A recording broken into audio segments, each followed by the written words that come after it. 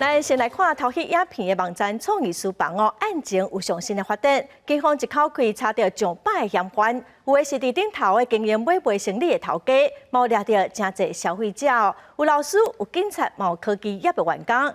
警方调查佮发现，讲有一个姓黄的嫌犯，伫创意书房因为钱分未平哦，退出，伊家己出来经营，开钱请未成年的少女，翕一寡私密的影像来卖，有将近100个查某囡仔受害。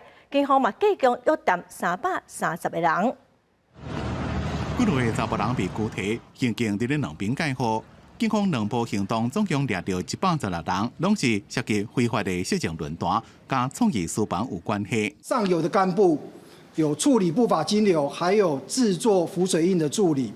那创意私房的中游则是卖家，这些卖家用诱骗或者是偷拍的方式来制造儿少性影像。其中下游的买家也是犯罪行为。被掠到的上百人，每个人有105人，自老师、警察、公务员拢有，尤其是做科技业的占大多数。另外，这边每个人涉嫌诱骗或者是偷翕离校性影像，也有8个人被抓。有认罪吗？当初会发生创意书房案件，就是自艺人黄子佼被控涉嫌持有未成年性影像开始，专案就一直扩大，卫生部也甲论坛封网。但是警方调查发现，主嫌犯加助理3个人负责校房业务，因朴水印。虽然被封网了，依然是继续营业，经手的不法金流超过2000万。关键的幕后首脑，也就是站长老马，是藏伫咧境外，也未抓到。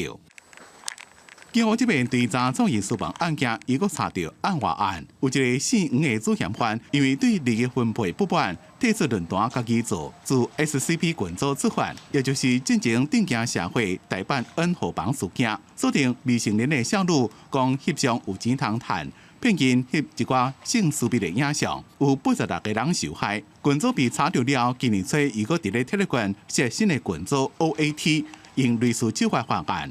受害少女超过10个人，在17个县市，我们出动了600人次的警力，总共有320位这个影片的买家到案。涉这个新群组的嫌犯，就是最近伫咧新北市邦桥自楼顶下来4人的男子。警方这边的搜查行动，自每个人到管理者，查到超过330人。非法的论坛虽然被抓到，不过各种群组也是4月伫咧传信息。记者综合报道。